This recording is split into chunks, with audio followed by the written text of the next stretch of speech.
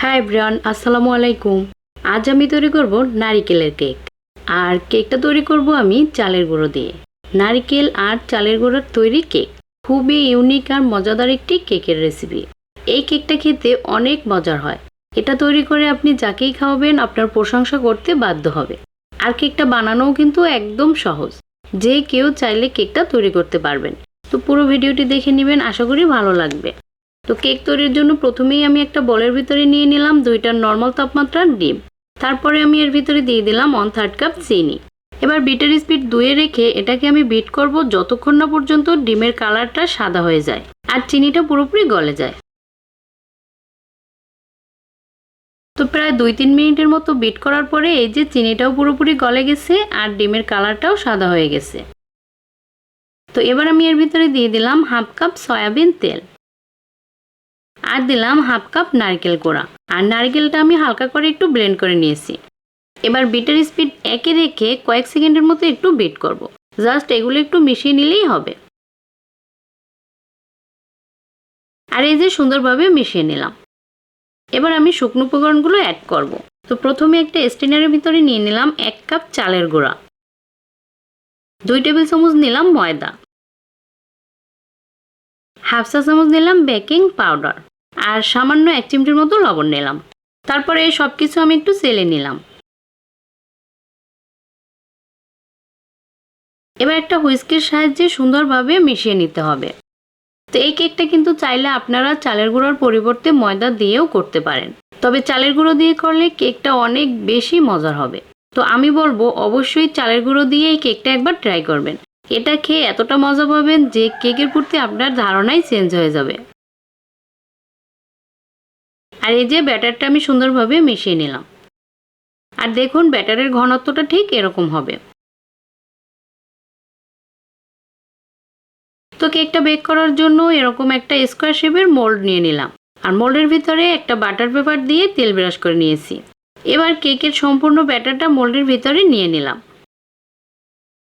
তো মোল্ডটা আমি এভাবে একটু ট্যাপ করে দিলাম, এতে করে ভিতরে কোনো এয়ার বাবলস থাকলে বের হয়ে আসবে।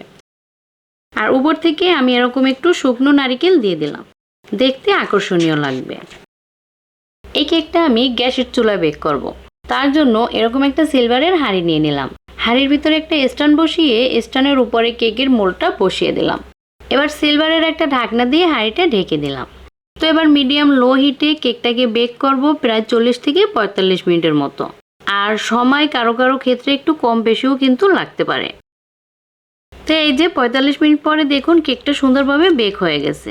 আমি এই যে একটা টুথপিক দিয়ে চেক করে দেখলাম, টুথপিকটা একদম ক্লিন বের হয়েছে, তার মানে কেকটা সুন্দরভাবে বেক হয়ে গেছে। তো এবার কেকটাকে আমি চুলা থেকে নামিয়ে নিলাম। আর এই যে এরকম একটা তাওয়াল দিয়ে ঢেকে ঠান্ডা হওয়ার জন্য রেখে দিলাম। আর এই যে দেখুন এখন কিন্তু কেকটা পুরোপুরি ঠান্ডা হয়ে গেছে। তো কেকটাকে আমি মোল্ড থেকে এরকম একটা কেক বোর্ডের উপরে নিয়ে নিলাম।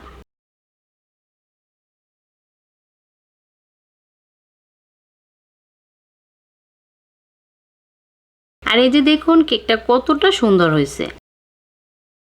এবার এই কেকটাকে আমি সমান স্লাইস করে কেটে নেব।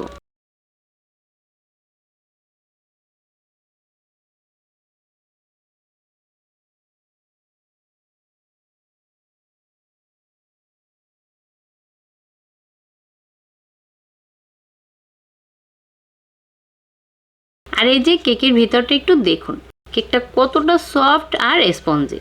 এটা কিন্তু ময়দার কেকের থেকেও বেশি সফট। এবার এই যে একটা বলের ভিতরে নিয়ে নিলাম কিছুটা সুগার সিরাপ। এখানে চিনি আর পানি আমি সুন্দরভাবে মিশিয়ে নিয়েছি, আর কিছুই না। তো এই সুগার সিরাপটা একটা ব্রাশের সাহায্যে কেকের গায়ে এভাবে লাগিয়ে নেব।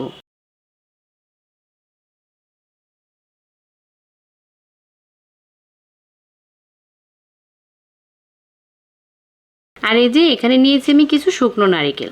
এবার কেকটা এই নারকেলের ভিতরে সুন্দরভাবে গড়িয়ে নেব।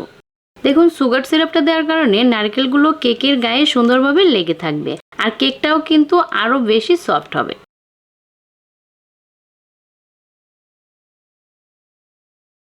আর দেখুন চাইলে এভাবে কেকটা সরাসরি সুগার সিরাপে হালকা একটু ভিজিয়েও নিতে পারেন। তারপরে এই যে নারকেলের ভিতরে গড়িয়ে নেবেন।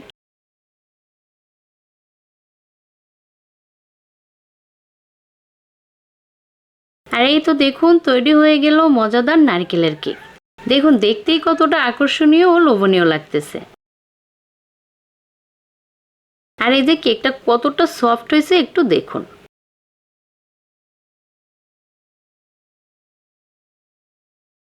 তো আশা করি আজকের এই ভিডিওটি আপনাদের ভালো লেগেছে।